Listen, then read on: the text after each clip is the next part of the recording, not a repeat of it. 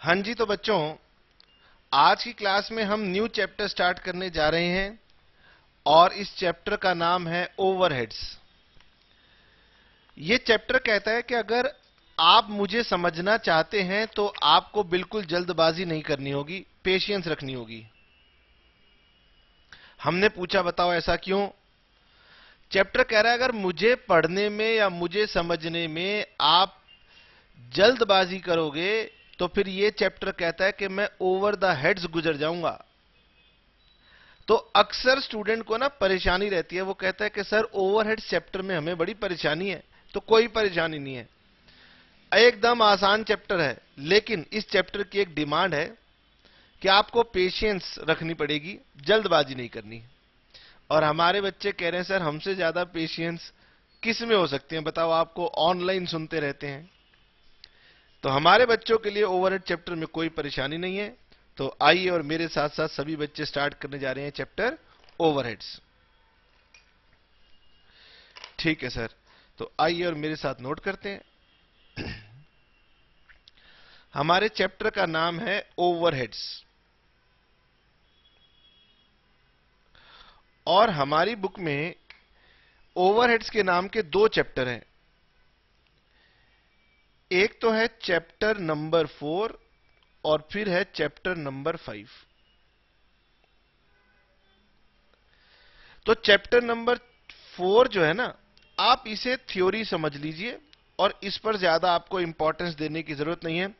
और मेरे साथ साथ सीधा चैप्टर नंबर 5 की बात करेंगे। होता क्या है, ज्यादा थ्योरी समझते हैं तो कंफ्यूज हो जाते हैं। जब हम प्रैक्टिकल बनाते हैं तो हमारे माइंड में इमेज अपने आप बनती है। तो आइए चैप्टर नंबर 5 के ऊपर आते हैं। तो हम सीधा चैप्टर नंबर 5 की बात आपके साथ करेंगे और चैप्टर का नाम है मेरे पास ओवरहेड्स। सिंपल सा चैप्टर है। सबसे पहले हम आपको यह बताएंगे कि इस चैप्टर में हमने पढ़ना क्या है। तो इस चैप्टर के अंदर हमने आपको क्या क्या समझाना है। सबसे पहले तो हमने आपको बताना है, पहले मीनिंग लिख लेते हैं। Now what is the meaning of overheads, या यूं कहें कि ओवरहेड्स होते क्या हैं। बच्चा कह रहा है सर मुझे अभी तक ये अच्छे से पता नहीं चला ओवरहेड्स होते क्या हैं। ऐसा खर्चा जिसका प्रोडक्ट के साथ डायरेक्ट कनेक्शन नहीं पता चल पा रहा उसे बोलते हैं ओवरहेड्स। जिसका डायरेक्ट कनेक्शन पता चल रहा है ना आपको, उसे बोलते हैं डायरेक्ट कॉस्ट। और ओवरहेड्स मेरी क्या है, इनडायरेक्ट कॉस्ट। सर ऐसा कौन सा खर्चा है जिसे हम डायरेक्टली रिलेट कर नहीं पा रहे। ठीक है, आप रेस्टोरेंट में खाना खाने गए और वहां पर उन्होंने पानी पिलाने के लिए डिस्पोजल ग्लास रखा हुआ है। रेस्टोरेंट वाला कह रहा है कि ये पानी के ग्लास भी तो मेरी कॉस्ट का हिस्सा है, खर्चा हो रहा है। अब इस कॉस्ट को मैं अपने शाही पनीर की कॉस्ट में ऐड करता हूं, इसे मैं पाव भाजी की कॉस्ट में ऐड करता हूं। अब बच्चा कंफ्यूज कह रहा है बताओ सर पानी पीने का डिस्पोजल ग्लास उसकी कॉस्ट इस पे कैसे जोड़ लेता है, ये टिश्यू पेपर की कॉस्ट जोड़ लेता है वो तो। ठीक है, वो कहता है मेरे रेस्टोरेंट के बाहर जो सिक्योरिटी गार्ड वाला है मैं तो उसकी भी कॉस्ट इसमें जोड़ लेता हूं। ये जो आपकी बिलिंग काउंटर पर बैठा हुआ आपकी बिलिंग कर रहा है उसकी लेबर के चार्जेस जोड़ लेता हूं। मेरी इलेक्ट्रिसिटी है, एयर कंडीशनिंग है, मेरी मार्केटिंग है। बहुत सारे एग्जाम्पल हैं ऐसे जो अगर मैं आपसे पूछ लूं कि बताइए शाही पनीर बनाने में उसकी कितनी कॉस्ट डालूं, दाल मखनी में कितनी कॉस्ट डालूं, पाव भाजी में कितनी डालूं, मसाला डोसा में कितनी डालूं, आप कहोगे सर ये तो बड़ा कठिन सवाल है। कठिन इसलिए है क्योंकि उस खर्चे में और जिस प्रोडक्ट में मैं कॉस्ट डाल रहा हूं उसमें डायरेक्ट रिलेशन निकालना मुश्किल है। ऐसी सारी कॉस्ट मेरे लिए इनडायरेक्ट कॉस्ट है और हम आपको बताएंगे बिजनेस करना है तो सारी की सारी कॉस्ट को रिकवर करना जरूरी है। ठीक है सर, तो ओवरहेड्स का मतलब क्या है? तो ओवरहेड्स का मतलब होता है सिंपल शब्दों में बात करें, ओवरहेड्स मींस एग्रीगेट ऑफ, जो मैंने ग्लास, टिश्यू पेपर ये सब एग्जाम्पल दिए, उसे हम बोलते हैं इनडायरेक्ट मटेरियल, क्योंकि वो सामान था। इनडायरेक्ट लेबर, जो मैंने आपसे कहा बिलिंग करने वाला पर्सन है, सिक्योरिटी गार्ड है। And indirect expenses, rent, electricity, advertisement, ये सब। ठीक है। Indirect cost, indirect cost is that cost which can not be,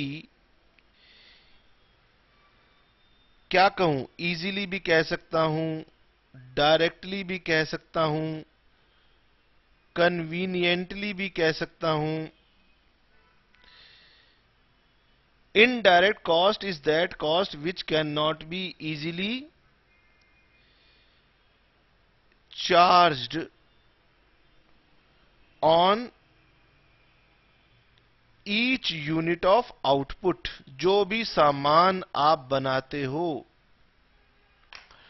उस सामान को बनाने में वो कितनी कॉस्ट खर्च हुई, ये बताना बहुत ही मुश्किल है। तो सर क्या करेंगे?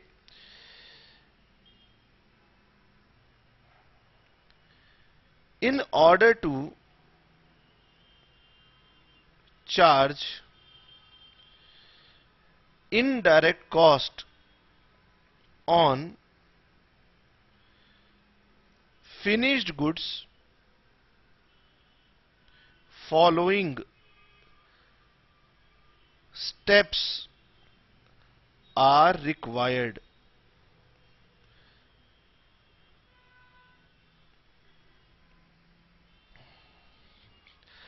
अगर आप इन खर्चों को प्रोडक्ट के ऊपर डालना चाहते हो तो आपको क्या स्टेप्स करने होंगे, ये बातें आपको समझनी होंगी। ठीक है सर, क्या करना होगा?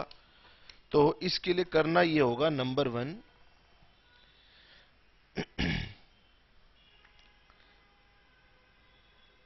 Collect your overheads, collect your overheads department wise.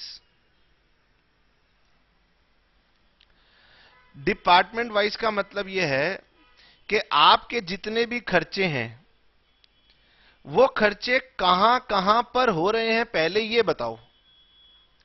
Sir खर्चे कहां कहां पर हो रहे हैं, इससे आपका क्या मतलब है?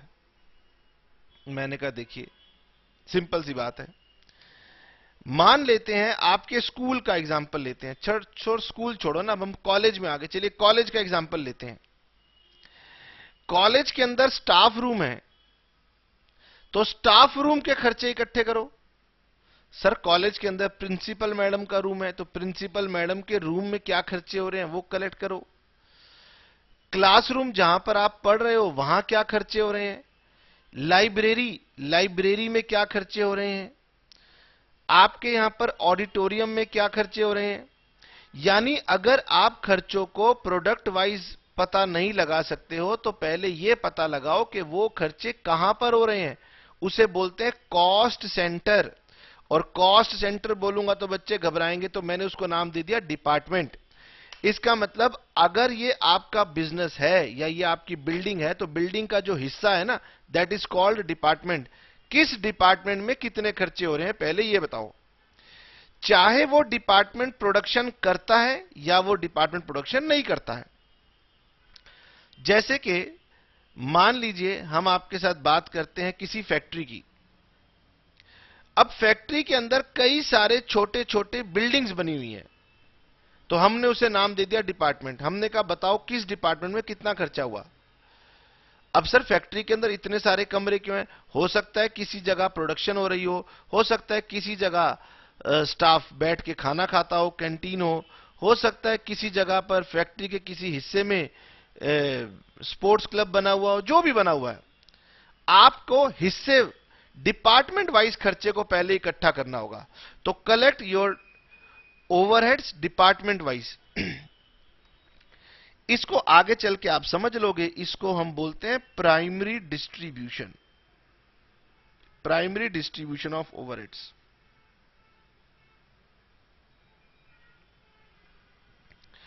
जब आप ये वाला काम कर लोगे ना, तो फिर हम अगला काम करेंगे। अगला काम होगा secondary distribution of overheads, secondary distribution of overheads. इसका मतलब सर काम को 2 बार करना पड़ेगा। मैंने कहा हां जी, काम को आपको 2 बार करना पड़ेगा। ठीक है, जब आप 2 बार काम कर लोगे तो क्या हो जाएगा, अब मुझे पता लग जाएगा फाइनली कि मैंने कहां कहां किस किस डिपार्टमेंट में कितने कितने खर्च किए।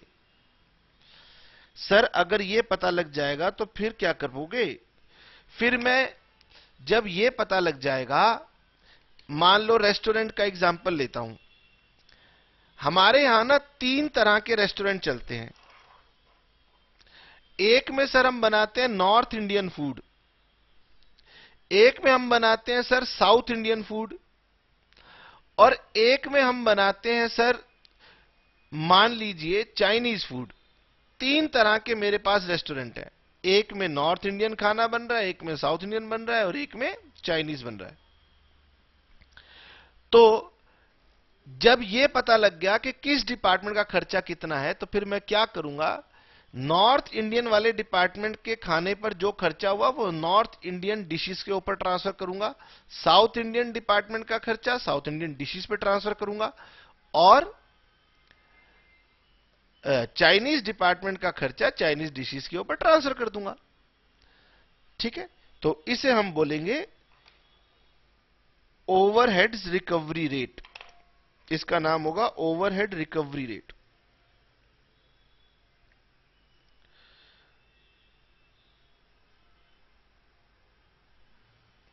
ठीक है, ये 3 चीजें हम लोग करेंगे, और फिर बाद में हम आपको बताएंगे कि इस चैप्टर के अंदर ना एक लास्ट टॉपिक और हमारे पास आएगा, जिसे हम बोलेंगे अंडर या over recovery of overheads. Under या फिर over recovery of overheads.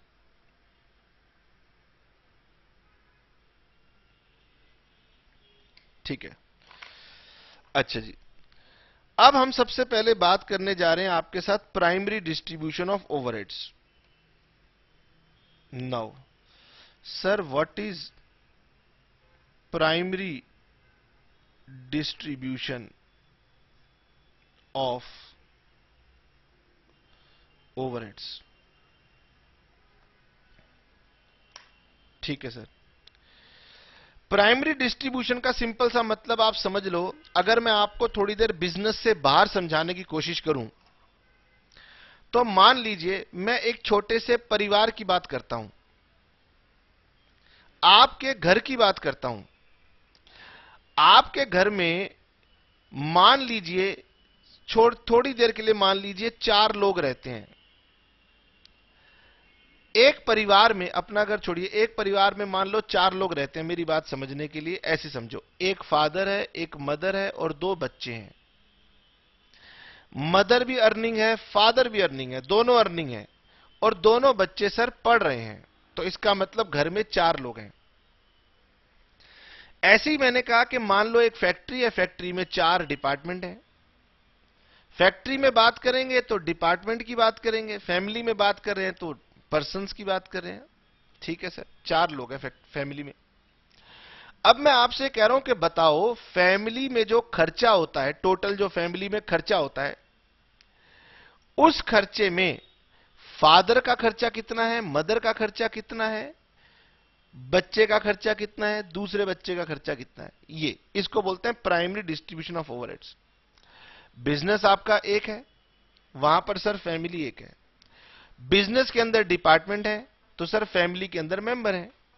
Business में हम डिपार्टमेंट वाइज खर्चे की बात कर रहे हैं, और फैमिली में हम पर पर्सन कितना खर्चा हुआ उसकी बात कर रहे हैं।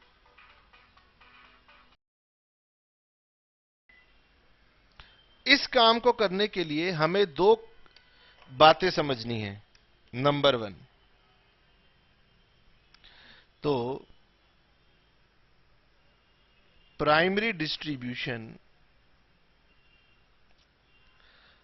ऑफ ओवरहेड्स, इसे हम बोलते हैं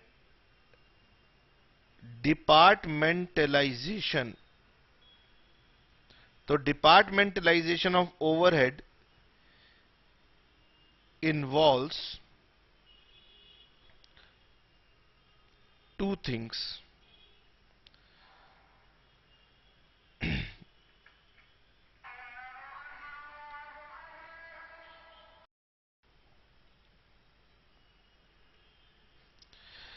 तो आपको दो स्टेप्स करने हैं प्राइमरी डिस्ट्रीब्यूशन में। पहले वाले को हम बोलते हैं एलोकेशन और दूसरे को हम बोलते हैं एपोर्शनमेंट।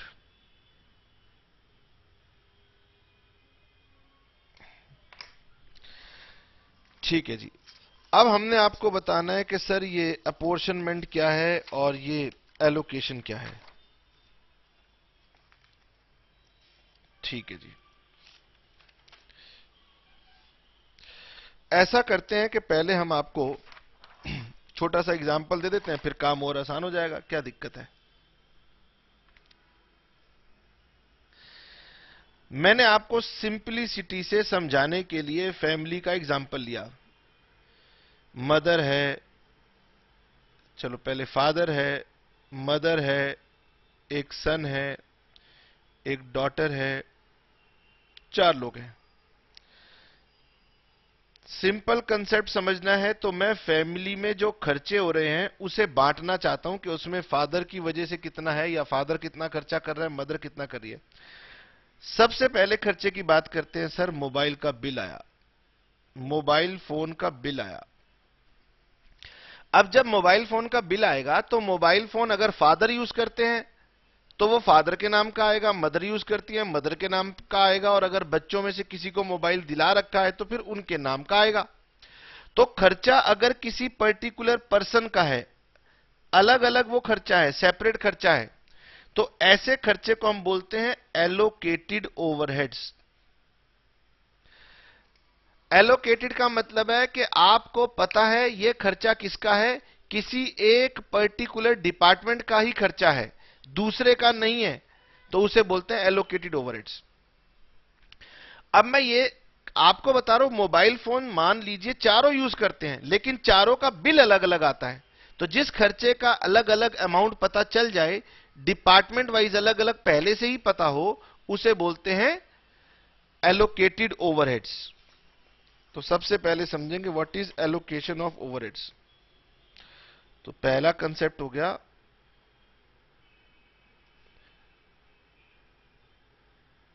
Allocated overheads. तो क्या लिखेंगे एलोकेटेड ओवरहेड्स में?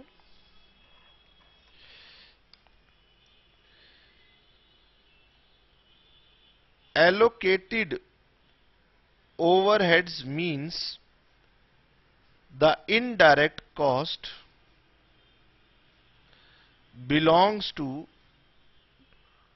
one department only। ये केवल एक ही डिपार्टमेंट की कॉस्ट है। एंड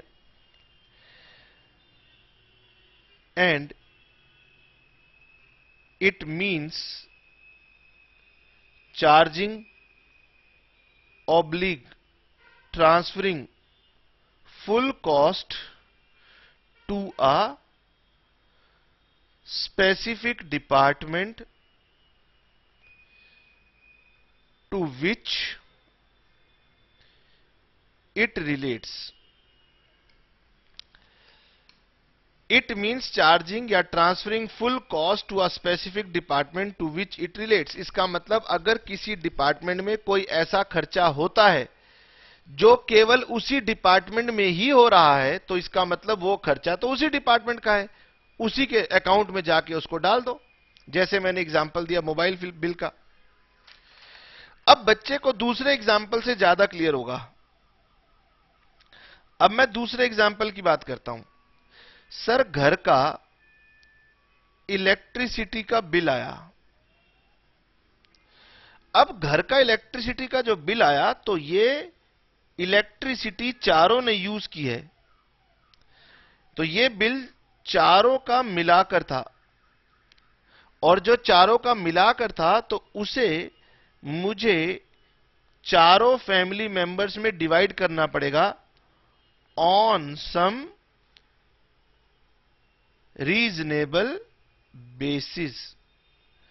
तो अगर कोई खर्चा आपका कंबाइंड हो रहा है तो उसे हम फैमिली मेंबर्स में कैसे बांटेंगे, उसे हम बोलते हैं एपोर्शनमेंट।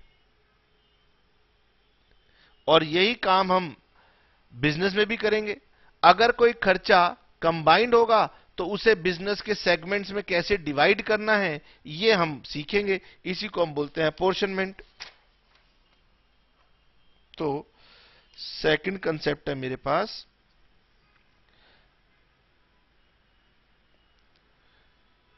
apportionment of overheads। तो अपॉर्शनमेंट का मतलब हो गया, apportionment is the process of dividing. इसमें हमें क्या करना पड़ता है, हमें खर्चे को बांटना पड़ता है। It is the process of dividing total overhead cost among various departments on some suitable मतलब equitable basis। तो आपके पास कोई ना कोई रीजनेबल या सूटेबल या कोई आधार होना चाहिए जिसके बेसिस पर आप इसे बांटोगे। सर ऐसा आप क्यों कर रहे हो? This is done because the overhead is incurred commonly for various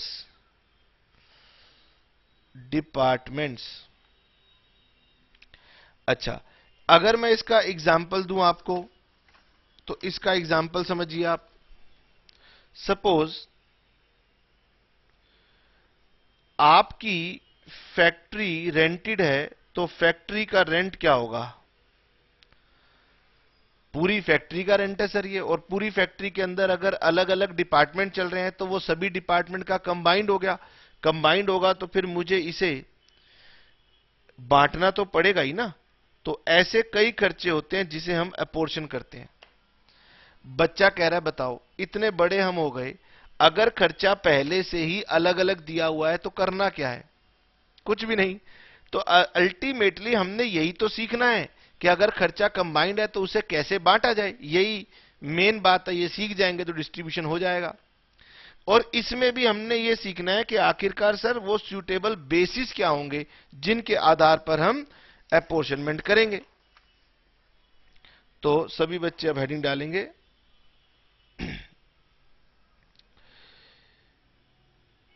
basis for apportionment of overheads। और मैं आपको बता दूं कि मैं आपके साथ ना सीधा सबसे पहले फैक्ट्री में होने वाले ओवरहेड्स की बात कर रहा हूं। आपने पढ़ा है कॉस्ट शीट के अंदर, एक होते हैं फैक्ट्री ओवरहेड्स, एक होते हैं ऑफिस एंड एडमिनिस्ट्रेशन ओवरहेड्स, एक होते हैं सेलिंग एंड डिस्ट्रीब्यूशन ओवरहेड्स। इन तीनों के अंदर जो हमारे पास मोस्ट पॉपुलर और सबसे ज्यादा इंपॉर्टेंट पार्ट है, दैट इज फैक्ट्री ओवरहेड्स। तो मैं आपके साथ फैक्ट्री ओवरहेड्स की बात कर रहा हूं, ठीक है। तो फैक्ट्री में खर्चों को कैसे बांटना है ये मैं आपको बता रहा हूं। तो in a factory, all the departments are of two categories. हमारे पास फैक्ट्री में जो भी जितने भी डिपार्टमेंट हैं वो दो तरह के हैं. कौन सी दो तरह के हैं? तो one are production departments and others are service departments. अगर फैमिली के संदर्भ में बात करूं तो मैं कह रहा हूं फैमिली के अंदर दो तरह के मेंबर्स हैं. पहले वो जो कमाते हैं, प्रोडक्शन डिपार्टमेंट्स. दूसरे वो जो कमाते नहीं हैं. सर वो तो पढ़ रहे हैं. तो वो पढ़ रहे हैं तो वो कमाने वाले लोगों के ऊपर डिपेंडेंट हैं. ऐसे ही फैक्ट्री में है सर्विस डिपार्टमेंट. सर्विस डिपार्टमेंट क्या करती है? कुछ प्रोडक्शन नहीं करती, लेकिन बहुत जरूरी है. घर का एग्जाम्पल लेके सोचिए. सर हमारी मदर तो हाउसवाइफ है, तो मदर हाउसवाइफ है तो सर्विस डिपार्टमेंट है. अगर मदर अपना काम नहीं करेगी तो ना बच्चे स्कूल जा पाएंगे, ना फादर अपने काम पर जा पाएंगे, बड़ी परेशानी हो जाएगी. तो सर्विस डिपार्टमेंट भी जरूरी है, प्रोडक्शन डिपार्टमेंट भी जरूरी है. प्रोडक्शन डिपार्टमेंट सपोर्ट करता है सर्विस डिपार्टमेंट को कि आप खर्चों की चिंता मत करो, आपके खर्चे उठाना मेरी जिम्मेदारी है. और सर्विस डिपार्टमेंट कहता है कि आप भी चिंता मत कीजिए, आपकी हेल्प करना मेरी ड्यूटी है. तो फैक्ट्री में दो तरह के डिपार्टमेंट है. एक वो जो प्रोडक्शन डिपार्टमेंट की हेल्प करते हैं, उन्हें बोलते हैं सर्विस डिपार्टमेंट. और दूसरे वो जो प्रोडक्शन करते हैं, उन्हें बोलते हैं प्रोडक्शन डिपार्टमेंट. ठीक है सर, सर्विस डिपार्टमेंट के कुछ एग्जाम्पल दो. मैंने कहा बेटे बाद में दूंगा. सेकेंडरी डिस्ट्रीब्यूशन दरअसल सर्विस डिपार्टमेंट के ऊपर ही ज्यादा फोकस करता है.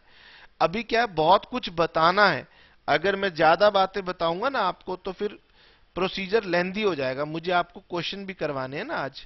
तीनों पार्ट दिखाने हैं, प्राइमरी डिस्ट्रीब्यूशन, सेकेंडरी डिस्ट्रीब्यूशन, फिर ओवरहेड्स की रिकवरी. ये तीनों बातें समझानी है और एक क्वेश्चन भी कराना है आपको. ठीक है सर. तो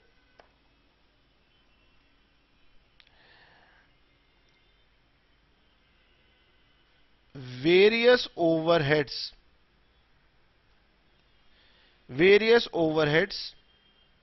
are combined for many departments.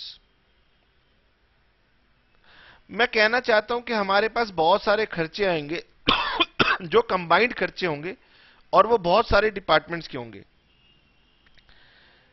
And we need to divide those expenses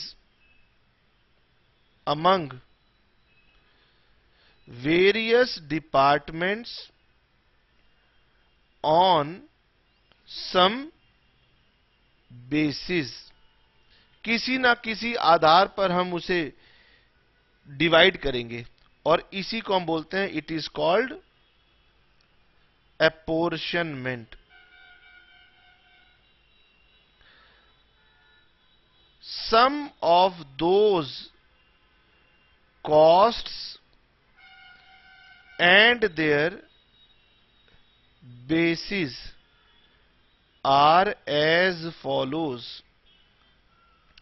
तो हमारे पास कई सारे खर्चे आएंगे और हम उन खर्चों को कैसे अपोर्शन करेंगे, आइए जी फटाफट देखते हैं. सर खर्चे का नाम बताइए. तो पहले हम खर्चे का नाम लिखते हैं. कॉस्ट्स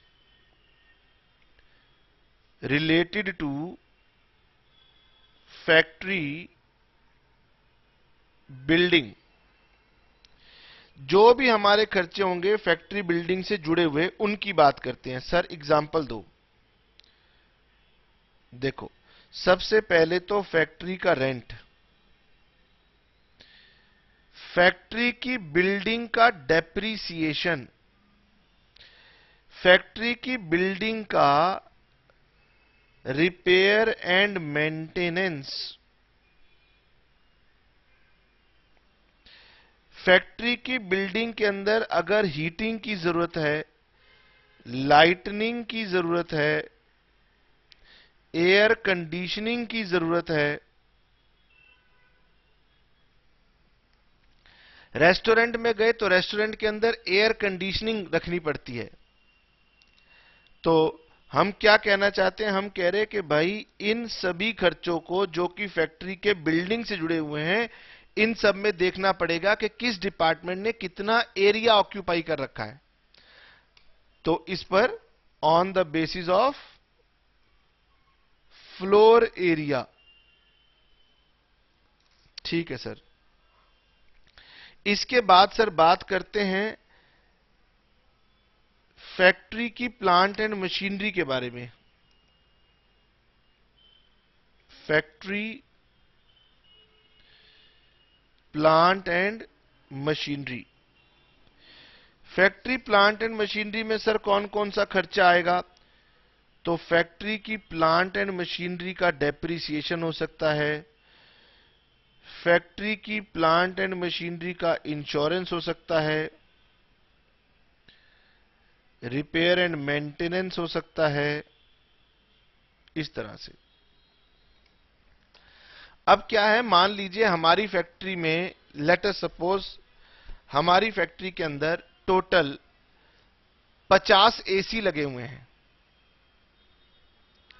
हमने किसी को कॉन्ट्रैक्ट दिया कि भाई 50 एसी की सर्विस और मेंटेनेंस का ये आपको हमने पूरे साल का कॉन्ट्रैक्ट दे दिया, 1 लाख रुपए हमने दे दिए।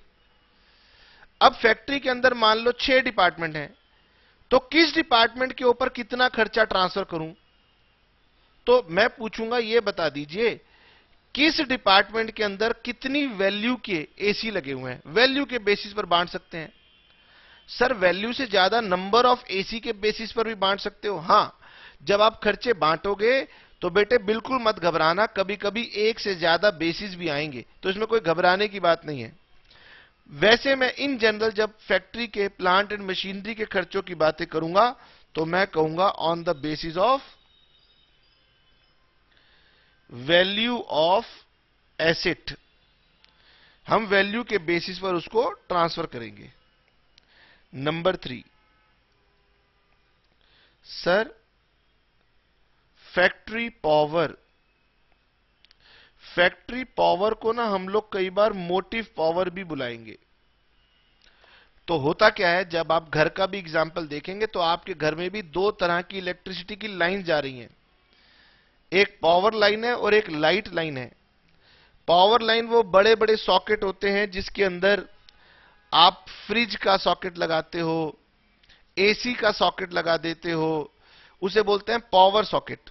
ऐसे ही फैक्ट्री के अंदर भी पावर सॉकेट होते हैं जहां पर मशीनरी कनेक्ट की जाती है, और पावर का बिल अलग आता है और लाइट का बिल अलग आता है। तो जो आपकी पावर का बिल आया कैसे बांटूं? ठीक है जी सर, इसके लिए मेरा पहला बेसिस क्या है? हॉर्स पावर या फिर किलोवाट आवर्स। हॉर्स पावर या फिर किलोवाट आवर्स। ठीक है, इसके बारे में मैं आपको नोट लिखवा देता हूं। चलिए, कई बार ऐसा होता है कि मेरे पास एक से ज्यादा विकल्प उपलब्ध हैं, फिर मैं क्या करता हूं, दोनों में से जो बेहतर विकल्प है उसको लेने की कोशिश करता हूं। जैसे समझिए आपके घर में 2 कार हैं। एक मान लीजिए आपके घर में छोटी कार है और एक आपके घर में बड़ी हैवी कार है, एसयूवी समझ लीजिए। अब मैं कह रहा हूं कि आपने सिटी के बाहर घूमने जाना है तो हैवी वाली कार से जाइए, वो ज्यादा अच्छा है। अब आप कहो सर क्या मैं छोटी कार से नहीं जा सकता? जा तो आप उससे भी सकते हो, लेकिन वो ज्यादा बेहतर है। तो हमारे पास ओवरहेड्स बांटने के लिए कई बार ऐसा होगा, एक से ज्यादा बेसिस होंगे, घबराना मत। तो हम आपको बता रहे हैं कि एक से ज्यादा बेसिस हो तो कैसे काम करेंगे। इफ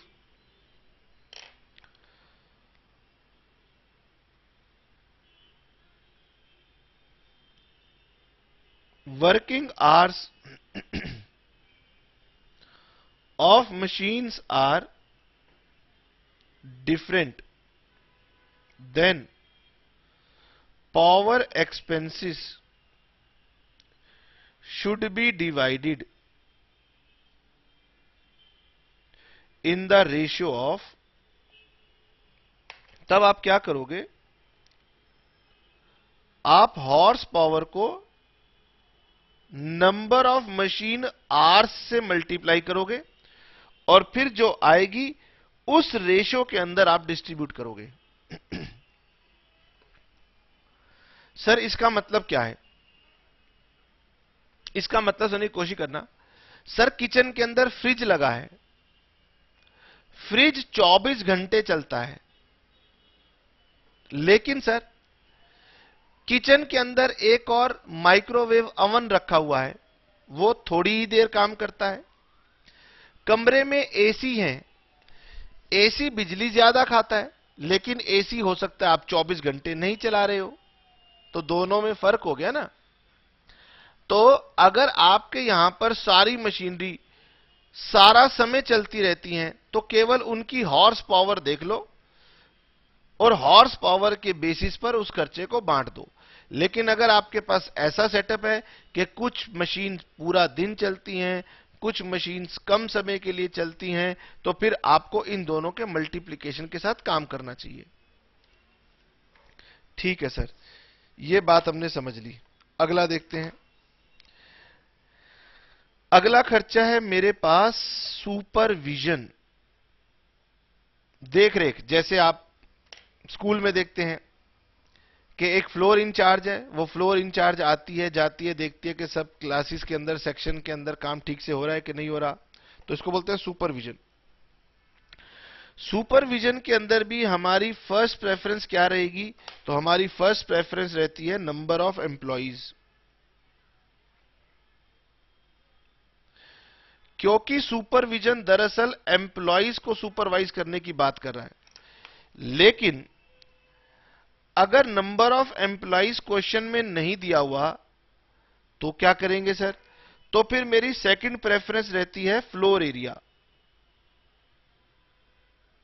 कई बार काम को ऐसे भी बांटा जाता है कि भाई इन 2 डिपार्टमेंट को सुपरवाइज आप कर लेना, इन 3 डिपार्टमेंट को सुपरवाइज आप कर लेना, तो सुपरविजन का एरिया के साथ भी संबंध है। ठीक है सर। सिमिलरली अगर आपको लाइटनिंग का खर्चा दिया है, रोशनी का खर्चा दिया है, तो लाइटनिंग के भी मेरे पास 2 मेथड हो सकते हैं। मेरी सबसे पहली प्रेफरेंस रहेगी नंबर ऑफ लाइट पॉइंट्स। ये बताओ कितने लाइट पॉइंट्स आपके यहां पर डिपार्टमेंट में लगाए गए हैं। लेकिन अगर नंबर ऑफ लाइट पॉइंट्स के बारे में ना पता हो, तो फिर मेरी सेकंड प्रेफरेंस रहेगी एरिया।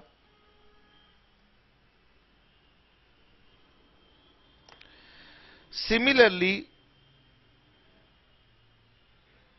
स्टोर्स का खर्चा दिया गया है। अगर स्टोर्स का खर्चा दिया जाएगा तो इसमें मेरी फर्स्ट प्रेफरेंस रहेगी मटेरियल रिक्विजिशन, और अगर मटेरियल रिक्विजिशन नहीं दी होगी तो मेरी सेकंड प्रेफरेंस हो जाएगी वैल्यू ऑफ डायरेक्ट मटेरियल।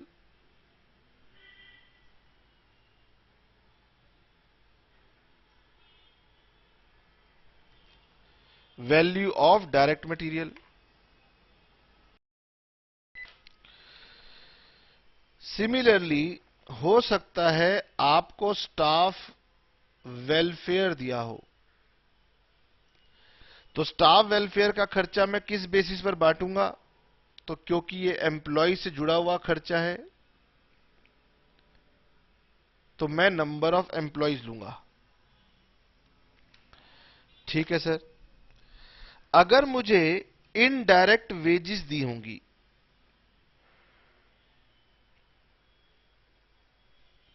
तो मैं कोशिश करूंगा इसे बांटूंगा on the basis of direct labour cost, on the basis of direct labour cost.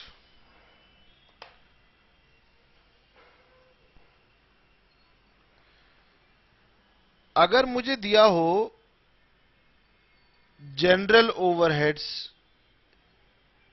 Miscellaneous expenses या फिर सन्ड्री एक्सपेंसेस, तो बड़ी परेशानी है, क्योंकि ये तो बता ही नहीं रहा कि किस चीज का खर्चा है। जनरल को मैं क्या समझूं, किस चीज से जुड़ा हुआ खर्चा है, तो ऐसे में परेशानी होगी। लेकिन आपको घबराना नहीं है। तो ऐसे में मेरी पहली प्रेफरेंस रहेगी कि मैं इसे डायरेक्ट वेजेस की रेशो में बांट लूंगा। अगर डायरेक्ट वेजेस उपलब्ध नहीं होगी तो फिर मैं मशीन आवर्स का इस्तेमाल करूंगा या लेबर आवर्स का इस्तेमाल करूंगा। और हो सकेगा तो क्वेश्चन में इसके रिगार्डिंग एक नोट दे दूंगा जी कि इस खर्चे के बारे में तो कुछ कहा नहीं जा सकता, इसलिए हमने ऐसा कर लिया। तो आपने समझना है कि मैंने क्या काम आपको करवाना है। मैंने करवाना है कि कॉमन खर्चे की डिस्ट्रीब्यूशन। इसके लिए आपको रिजिड होने की जरूरत नहीं है कि सर अगर मैंने ऐसा कर दिया तो क्या मैंने गलत कर दिया, क्योंकि बुक ने तो किसी और तरीके से कर दिया। तो टीचर कहता है कि देखो, खर्चे में और आपके बेसिस में कोई रिलेशनशिप होना चाहिए। एक से ज्यादा रिलेशनशिप होते हैं, इसीलिए आपका बेसिस भी एक्सेप्ट हो सकता है अगर वो बुक से अलग है, लेकिन वो लॉजिकल होना चाहिए।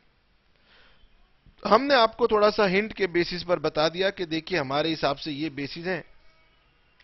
बाकी आपकी बुक के पेज नंबर 240 के ऊपर भी उन्होंने ये छोटी सी एक लिस्ट बना करके दी हुई है। ठीक है सर, आगे बढ़ जाते हैं। आपके पास पूरा समय है बुक को खोल के पढ़ने के लिए, कोई दिक्कत की बात नहीं है ना। आगे बात करते हैं। अब मैंने आपको बताना है कि हम लोग क्या काम करेंगे।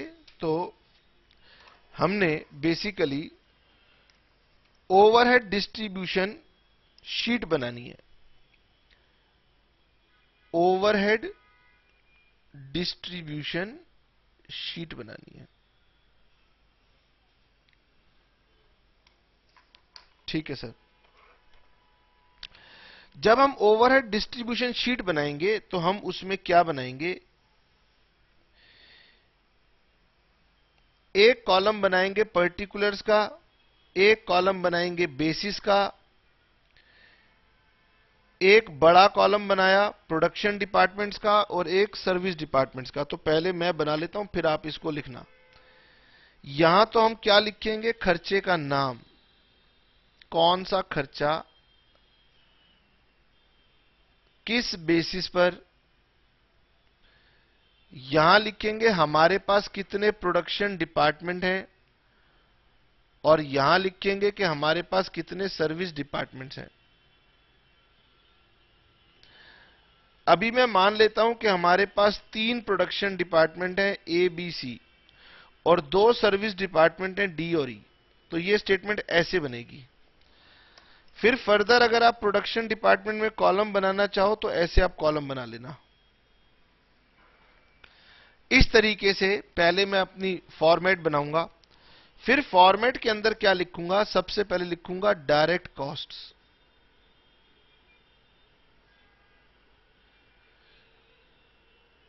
डायरेक्ट कॉस्ट प्रोडक्शन डिपार्टमेंट की इग्नोर कर देना। प्रोडक्शन डिपार्टमेंट की डायरेक्ट कॉस्ट को इग्नोर कर देना, क्योंकि प्रोडक्शन डिपार्टमेंट ने जो प्रोडक्शन की है उसकी डायरेक्ट कॉस्ट तो मेरी कॉस्टिंग में पहले से ही जा चुकी है। अब आए सर्विस डिपार्टमेंट। सर्विस डिपार्टमेंट ने कोई प्रोडक्शन तो की नहीं है, उसने तो सर्विस दी है। तो प्रोडक्शन डिपार्टमेंट के प्रोडक्ट की कोई अलग से तो कॉस्ट होनी नहीं है, तो उसकी डायरेक्ट कॉस्ट कहां जाएगी, तो उसकी डायरेक्ट कॉस्ट हम अपने ओवरहेड्स के अंदर डाल देंगे। यानी कि प्रोडक्शन डिपार्टमेंट सर्विस डिपार्टमेंट की डायरेक्ट कॉस्ट दरअसल बिजनेस के पॉइंट ऑफ व्यू से इनडायरेक्ट कॉस्ट है। ठीक है सर। तो डायरेक्ट कॉस्ट के बाद में हम लोग क्या करेंगे, डायरेक्ट कॉस्ट के बाद में हम लोग लेंगे फिर एक तो लेंगे एलोकेटेड ओवरहेड्स। एलोकेटेड ओवरहेड्स कितना सिंपल होता है कि वो तो आपको बताया होता है कि ये खर्चा किसका है, जिसका है उसमें डाल देना। फिर आएगा मेरे पास कॉमन एक्सपेंसेस। ये कॉमन एक्सपेंसेस ही मेरे लिए प्रॉब्लम की बात है, तो मैं इनको अपोर्शन करूंगा और उसके लिए कोई ना कोई सूटेबल बेसिस लूंगा। और खर्चे बार बार आते रहेंगे, खर्चा नंबर 1, खर्चा नंबर 2, खर्चा नंबर 3, और मैं इन्हें बार बार किसी न किसी बेसिस पर बांटता रहूंगा। जब मेरे खर्चे खत्म हो जाएंगे तो फिर मुझे पता लग जाएगा कि मैंने किस डिपार्टमेंट पर कितना खर्चा किया। और जब मुझे यह पता लग जाएगा तो इसका नाम होता है प्राइमरी डिस्ट्रीब्यूशन। प्राइमरी डिस्ट्रीब्यूशन का मतलब होता है कि हर एक डिपार्टमेंट के खर्चे को इकट्ठा कर लो, चाहे वो प्रोडक्शन डिपार्टमेंट है चाहे वो सर्विस डिपार्टमेंट है। उसके बाद क्योंकि सर्विस डिपार्टमेंट कोई प्रोडक्शन नहीं कर रहा, इसीलिए उसका खर्चा प्रोडक्शन डिपार्टमेंट के साथ जोड़ा जाएगा, वरना इसके खर्चे की रिकवरी नहीं हो पाएगी क्योंकि इसने कोई प्रोडक्शन नहीं की है। तो फिर हम करते हैं सेकेंडरी डिस्ट्रीब्यूशन। सेकेंडरी डिस्ट्रीब्यूशन का मतलब होता है सर्विस डिपार्टमेंट के खर्चे को उठाना और प्रोडक्शन डिपार्टमेंट पे ट्रांसफर करना। सर ऐसा क्यों किया आपने? क्योंकि सर्विस डिपार्टमेंट कह रहा है कि जी मैंने क्या किया, मैंने कुछ प्रोडक्शन थोड़ी ना की, मैं तो आपकी सहायता करने के लिए काम कर रहा था। जैसे कि आप देखते हो अकाउंट्स ऑफिस होता है, अकाउंट्स ऑफिस कुछ प्रोडक्शन थोड़ी ना कर रहा है, आपका स्टाफ रूम कुछ प्रोडक्शन थोड़ी ना कर रहा है, लाइब्रेरी कोई प्रोडक्शन थोड़ी ना कर रही है, तो इन सब के खर्चे इनके ऊपर ट्रांसफर करेंगे। फैमिली के एग्जाम्पल की बात करें तो बच्चे कह रहे हैं पापा मम्मी हम तो पढ़ रहे हैं, और पापा मम्मी कह रहे हैं हाँ चिंता मत करो तुम्हारे खर्चे हमारी जिम्मेदारी है, तो हमने ले लिए, अपने ऊपर ले लिए। अब ये हमारे पास क्या हो गया, अब ये हमारे पास टोटल खर्चे आ गए और ये खत्म हो गए, जीरो हो गए। अब हमें यह पता लग गया कि हमने ए डिपार्टमेंट पर टोटल इतना खर्चा किया, बी पर टोटल इतना खर्चा किया, सी पर इतना खर्चा किया। अब इन डिपार्टमेंट में आपने प्रोडक्शन की है, तो फिर आप क्या करोगे, आप इसको रिकवर करने के लिए कोई ना कोई रेट ढूंढोगे, जिसके हमारे पास बहुत सारे मेथड है, अभी उस पर चर्चा नहीं करेंगे। तो हम रेट निकाल लेंगे, इसका रेट निकालेंगे, इसका रेट निकालेंगे, इसका रेट निकालेंगे। जब रेट निकल जाएगा तो फिर प्रोडक्ट के अंदर वो कॉस्ट हम ट्रांसफर कर देंगे। और ये कोई एक क्लास में समझने की चीज नहीं है, ये 3 स्टेजेस जो आपको समझने हैं, इसके लिए अभी कई सारी क्लासेस लगेंगी। मैंने स्टार्टिंग में कहा था कि ये चैप्टर कहता है पेशेंस रखनी होगी, लंबा प्रोसेस है, ठीक है। तो आज हम पूरा ये तीनों प्रोसेस वाला एक क्वेश्चन आपको करके दिखाएंगे, 1-2 क्वेश्चन होमवर्क में भी देंगे, लेकिन मेनली चर्चा आज इसी के ऊपर रहने वाली है। फिर आने वाली क्लासेस में इसकी चर्चा होगी, फिर इसकी चर्चा होगी, बहुत लंबा समय लगेगा। सर बिना टाइम वेस्ट किए आप हमें यह बता दो कि हमें कौन सा क्वेश्चन करना है। मैंने कहा रुकिए मैं आपको बताता हूं। चलिए मुझे मिल गया जिसमें हम ये तीनों चीजें कर सकते हैं, वो है हमारी बुक का अनसॉल्व्ड क्वेश्चन नंबर 1। पढ़िए। The following data were obtained from the books of Light Engineering Company for the half year ended 30th September. Calculate departmental overhead rates for each of the production department. यानी question को आखिरी तक करके दिखाना है, मतलब वो ओवरहेड के रिकवरी रेट की भी बात आपसे कर रहा है कि ओवरहेड रिकवरी रेट तक निकाल के दिखाना। तो प्राइमरी डिस्ट्रीब्यूशन होगी, सेकेंडरी होगी, तब जाके ये रेट निकलेगा। Assuming that overheads are recovered as a percentage of direct wages. कह रहा है कि अभी तो आपने ओवरहेड रिकवरी के मेथड पढ़े नहीं है, तो आपको मैं एक मेथड बता देता हूं, आपने कभी कॉस्ट शीट में भी डिस्कस किया था, परसेंटेज ऑफ डायरेक्ट वेजेस। जानकारी सुन लो, A B C 3 production department है, एक्स और वाई 2 सर्विस डिपार्टमेंट है। ठीक है। Direct wages, direct material, number of employees, electricity के kilowatt hours, light points, asset value मतलब मशीनरी किसके पास कितनी वैल्यू की लगी हुई है, और एरिया किस डिपार्टमेंट ने कितना ऑक्यूपाई कर रखा है। तो ये सारी आपको इंफॉर्मेशन है, जैसे यूज करनी हो वैसे यूज करना। ठीक है सर। नेक्स्ट पेज पर आते हैं। नेक्स्ट पेज पर हमें खर्चे दिए हुए हैं 6 महीने के। Stores, motive power, electric lighting, labour welfare, depreciation, repair, general overheads, rent and taxes. अब बताइए ये सारे खर्चे कॉमन है कि एलोकेटेड है? सर कॉमन है। और कॉमन खर्चों को आपने 5 डिपार्टमेंट में ट्रांसफर करके दिखाना है। और उसके लिए क्या बेसिस होंगे? उन्होंने कहा हम आपको ये बेसिस बता रहे हैं, उनमें से जो अच्छा लगे वो कर लेना। बताएं, काम करना शुरू करें? Yes sir. आइए जी। समय हमारे पास कम है और हमें जल्दी से काम करना है, तो सभी बच्चे जल्दी से शुरू हो जाएंगे।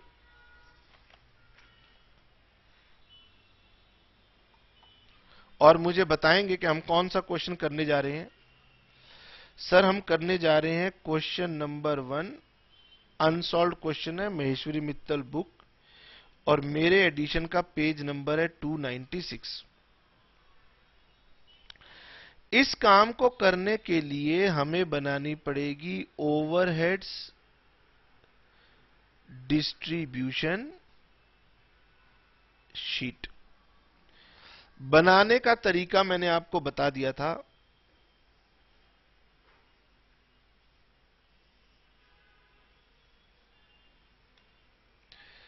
सबसे पहले कॉलम में रहेगा पर्टिकुलर्स। पहले मैं बनाता हूं, फिर आप बनाना। दूसरे में रहेगा बेसिस। फिर रहेंगे 3 प्रोडक्शन डिपार्टमेंट हैं और 2 सर्विस डिपार्टमेंट हैं। तो production department 1, production department 2, production department 3 और सर्विस डिपार्टमेंट।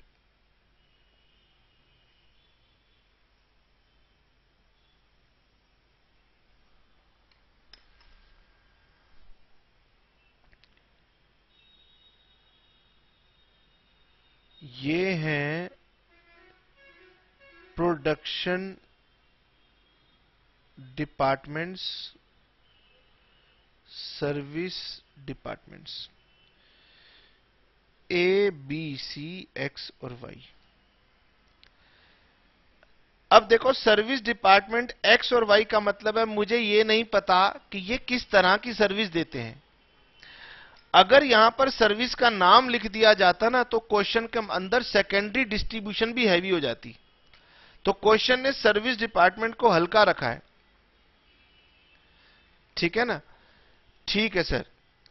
और यहां पर आएंगे सूटेबल बेसिस और यहां पर आएंगे हमारे पास पर्टिकुलर्स।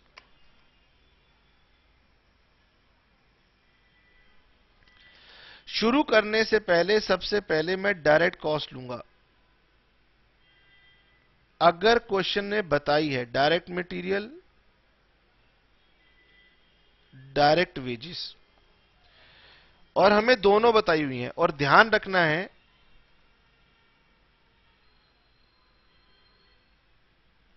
कि ये सिर्फ और सिर्फ सर्विस डिपार्टमेंट्स की लेनी होती है, प्रोडक्शन डिपार्टमेंट की नहीं लेनी होती, सिर्फ और सिर्फ सर्विस डिपार्टमेंट की लेनी होती है। तो चेक कीजिए 1500, 1000, 1000 और 1000। मटेरियल नीचे दिया है, वेजेस ऊपर दिया है, तो पहले ये खर्चा डाल दो। 1500, 1000, 1000 और 1000। इसके बाद मेरे पास सबसे पहला खर्चा जो दिया हुआ है वो दिया हुआ है स्टोर्स ओवरहेड्स।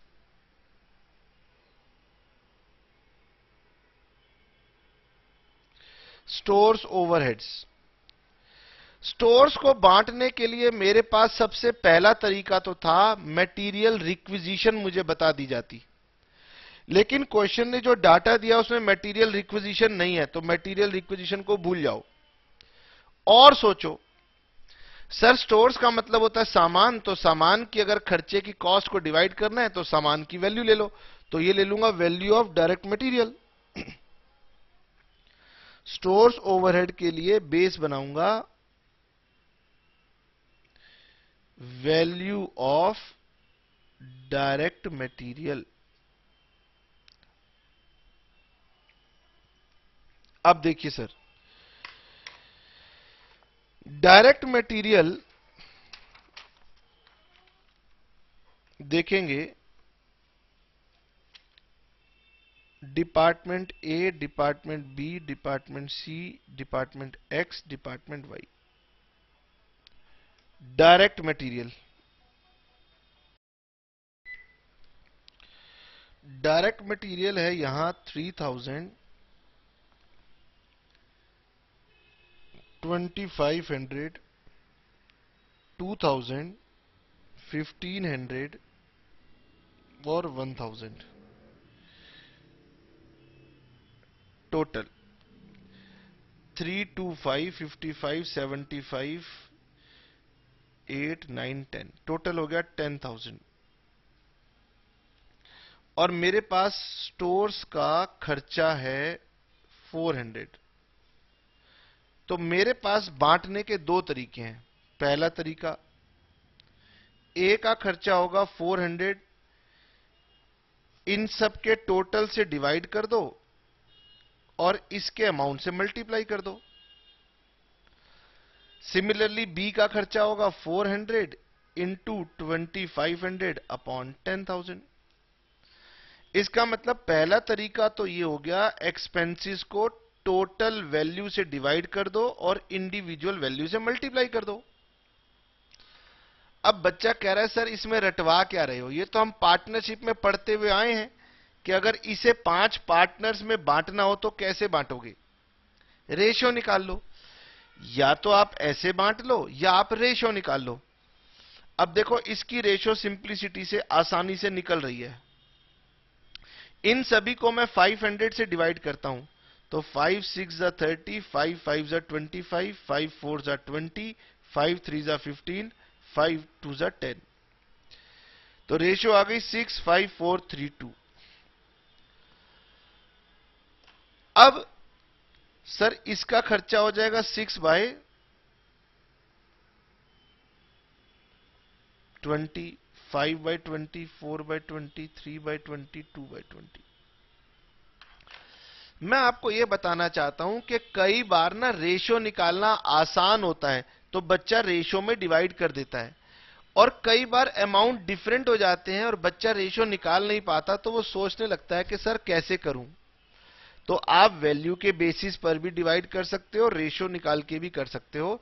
जहां रेशियो निकाल पाओ रेशियो कर लेना, क्योंकि रेशियो से कैलकुलेशन छोटी हो जाती है। ठीक है सर, आइए जी, तो मैंने इसकी रेशियो यूज कर ली 6 5 4 3 और 2। बांटिए 400 रुपीज को इस रेशियो में बांट दीजिए, बताइए कितनी आ रही है, जल्दी से बताइए। मेरे पास आ रही है 120, 100, 80, 60 और 40। स्टोर्स ओवरहेड के बाद अगला खर्चा है मोटिव पावर। 1500 का खर्चा है मोटिव पावर का। तो पावर के लिए क्या यूज करूंगा, हॉर्स पावर या किलोवाट आवर्स, क्या गिवन है, किलोवाट आवर्स गिवन है। तो किलोवाट आवर्स की रेशियो में डिवाइड कर दो। अब सर किलोवाट आवर्स दिए हुए हैं ए के 8000, 6000, फिर से 6000, फिर 2000 और फिर 3000। चलिए खर्चा है 1500 का। तो इसकी रेशियो निकालना तो सर एकदम सिंपल हो गया, ये कट गया, तो यानी 8, 6, 6, 2 और 3। 8, 6, 14, 6, 20, 2, 22 और 3, 25। यानी 1500 को 25 से डिवाइड करना है। 1500 डिवाइडेड बाय 25, ये आया 60। और फिर इसे मल्टीप्लाई करते जाएंगे। 60 into 8, 480, 60 into 6, 60 into 6, 60 into 2, 60 into 3। Sir आपने बड़ी जल्दी जल्दी कर दिया, ऐसी भी क्या जल्दी है? मैंने कहा कोई बात नहीं ना, खुद से करो। लाइटनिंग बेस बताओ। Sir number of light points, yes number of light points given है। अगर number of light points given नहीं होते तो एरिया की रेशियो में डिवाइड कर देता। लाइट पॉइंट्स गिवन है मेरे पास 10, 15, 15, 5 और 5, तो 1, 1, 3, 3, 2, 3, 3, 6, 2, 8 और 2, 10। और खर्चा कितना है? लाइटनिंग का खर्चा है सिर्फ 200 रुपए, तो बांट दो। 40 rupees, 60 rupees, 60 rupees, 20 rupees, 20 rupees. Lightning के बाद खर्चा है लेबर वेलफेयर।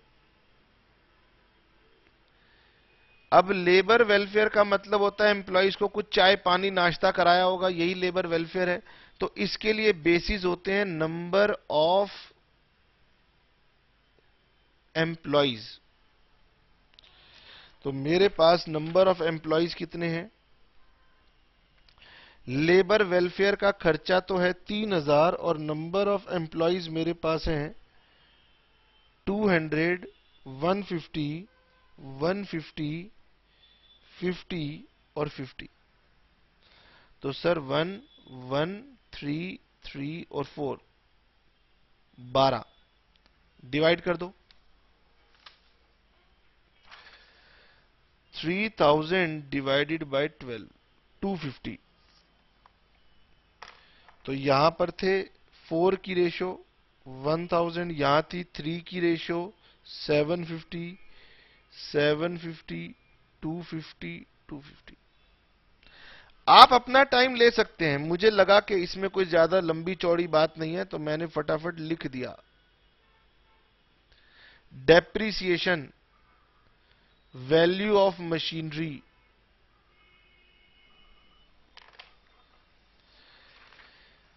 अब डेप्रिसिएशन का खर्चा मुझे दिया हुआ है 6000 और वैल्यू ऑफ मशीनरी मुझे दी हुई है 50,000, 30,000, 20,000, 10,000 और 10,000। तो 5, 3, 2, 1, 1, तो ये भी हो गई 12। तो 12 में इसको डिवाइड कर दो, तो 6000 डिवाइडेड बाय 12, 500 रुपए। तो 500 इंटू 5, 500 इंटू 3, 500 इंटू 2, 500 इंटू 1 और 500 इंटू 1। डेप्रिसिएशन के बाद रिपेयर एंड मेंटेनेंस। तो रिपेयर एंड मेंटेनेंस भी वही वैल्यू ऑफ मशीनरी 53211। तो रिपेयर एंड मेंटेनेंस का खर्चा पूरे 1200 रुपए है। तो 5, 3, 2, 1 और 1। रिपेयर एंड मेंटेनेंस के बाद मेरे पास आ गया जनरल ओवरहेड्स। अब जनरल ओवरहेड्स ना आपको डराएगा, तो मैं रेड पेन से लिख देता हूं। यहां मेरे पास सबसे पहला था डायरेक्ट वेजिस, ठीक है। और इसके रिगार्डिंग ना आप एक नोट दे देना कि हमारे पास जनरल ओवरहेड्स क्या पता किस चीज के खर्चे हैं, तो हमने डायरेक्ट वेजेस के बेसिस पर इसको बांट दिया। तो मेरे पास डायरेक्ट वेजेस कितनी थी, 7,000, 6,000, 5,000, 1,000, 1,000। तो रेशियो हो गई 7, 6, 5, 1 और 1। 7 और 6 13, 18, 19, 20, तो टोटल हो गया 20। और जनरल ओवरहेड्स हैं मेरे पास 10,000 के। तो 10,000 को डिवाइड करेंगे 20 से, 500। तो इन सबको 500 से मल्टीप्लाई करते चलो, बांटिए जनरल ओवरहेड्स। ये हो गया सर 3500, ये हो जाएगा 3000, ये हो जाएगा 2500, ये हो जाएगा 500 और ये हो जाएगा 500। इसके बाद मेरे पास है रेंट एंड टैक्सेस।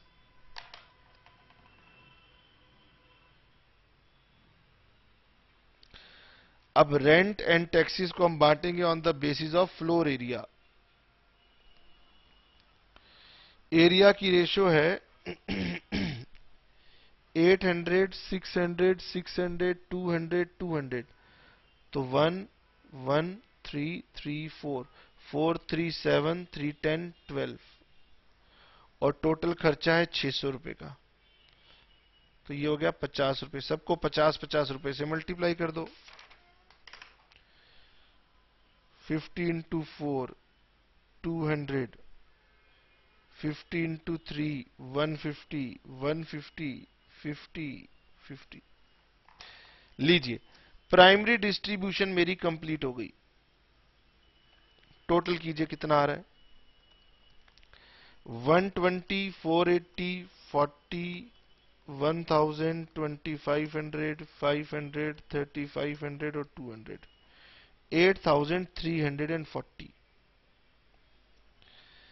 100, 360, 60, 750, 1500, 300, 3000, 150, 6220,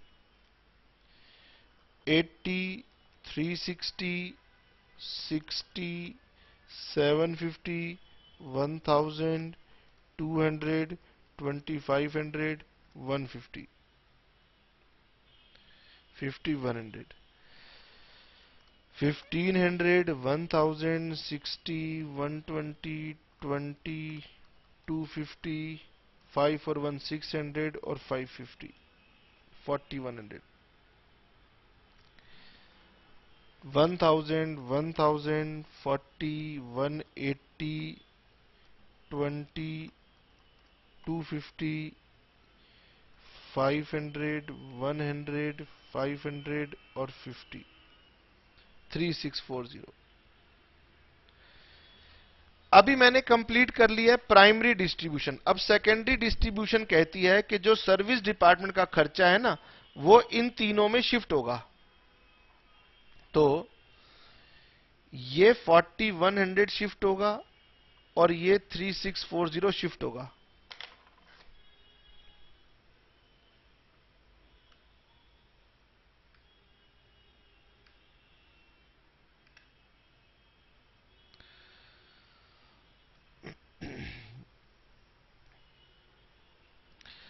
अब सर इन दोनों का खर्चा इन तीनों पर कैसे शिफ्ट होगा, तो ये मैं नहीं बता सकता, क्योंकि सर्विस डिपार्टमेंट के ऊपर लिखा हुआ है एक्स और वाई। एक्स और वाई क्या होते हैं हमें क्या पता। अगर यहां कुछ डिटेल लिखी होती तो फिर मैं अपना कंसेप्ट चलाता। अच्छा, जैसे यहां खर्चे का नाम दिया है, जैसे यहां लिखा होता कैंटीन तो मैं कहता नंबर ऑफ एम्प्लॉइज। यहां लिखा होता स्टोर्स डिपार्टमेंट तो मैं कहता वैल्यू ऑफ मटेरियल या मटेरियल रिक्विजिशन। तो सबसे अच्छी बात है, अगर यहां पर X Y A B C D लिखा है तो इसका मतलब इनका खर्चा डिस्ट्रीब्यूट करने का तरीका क्वेश्चन बताएगा। आपको कुछ नहीं करना, आपको सिर्फ क्वेश्चन से पूछना है। तो लिखा है apportion expenses of department x in 4:3:3 ratio and department of Y in the proportion of direct wages of A, B, C respectively। इसका मतलब हो गया, इसकी तो रेशियो दी हुई है 4:3:3 और इसके लिए रेशियो लेनी है डायरेक्ट वेजेस।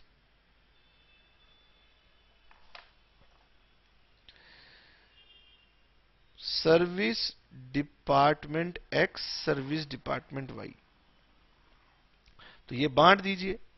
तो सर ये इसके ऊपर और खर्चा आएगा 1640, 1230 और 1230, और इसका डायरेक्ट वेजेस की रेशियो में बांटोगे 7, 6 और 5, 7, 6 और 5, तो ये आएगा 1416, 1213 और 1011। अब इन सबको टोटल कर दीजिए।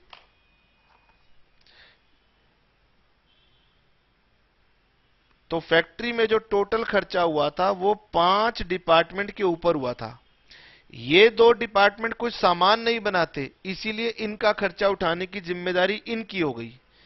तो अब हमारा टोटल जो खर्चा निकल करके आया वो निकल के आया 11,396। इसको जोड़िए 8,663 और इसको जोड़िए 7,341।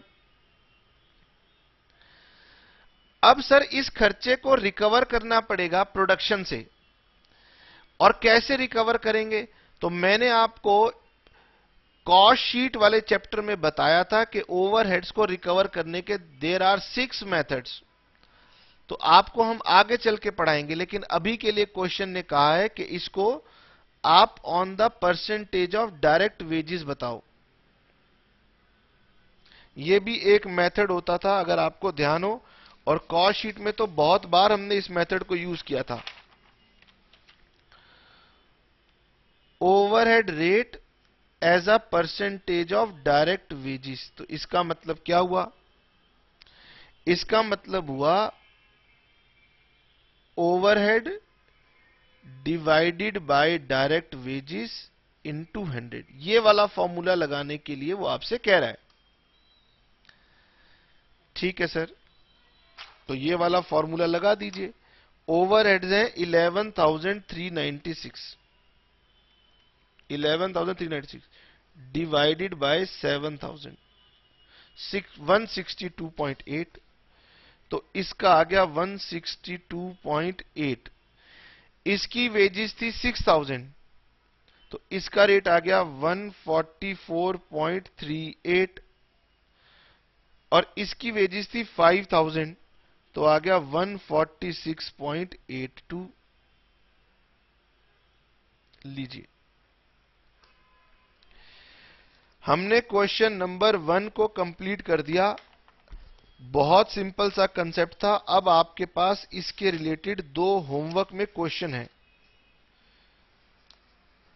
हमारी बुक में एक तो इलस्ट्रेशन नंबर 5.1 है, हमारी बुक का पेज नंबर 241।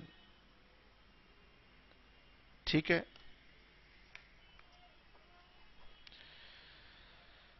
होमवर्क में इलस्ट्रेशन नंबर 5.1 पेज नंबर 241 मेरे एडिशन का, और साथ ही साथ इलस्ट्रेशन नंबर 5.2। 5.1 तो इतनी सिंपल है कि उसमें कुछ है ही नहीं। 5.2 लाइट इंजीनियरिंग फैक्ट्री कंपनी। ठीक है, ये वाला क्वेश्चन आप करेंगे। ये बिल्कुल हमारे जो एग्जाम्पल था बिल्कुल उसी के जैसा ये क्वेश्चन है हमारे पास। ये है आपका पेज नंबर 242। ये आपके पास होमवर्क जाएंगे 2 क्वेश्चन, और आज की क्लास में इतना ही। नेक्स्ट क्लास में हम आपको पहले सेकेंडरी डिस्ट्रीब्यूशन मतलब सर्विस डिपार्टमेंट के बारे में और गहराई से बताएंगे कि जब उनके नाम दिए हों तो उनके खर्चे को कैसे बांटा जाता है। ठीक है सर, आज इतना ही। Okay, tata, bye bye, see you.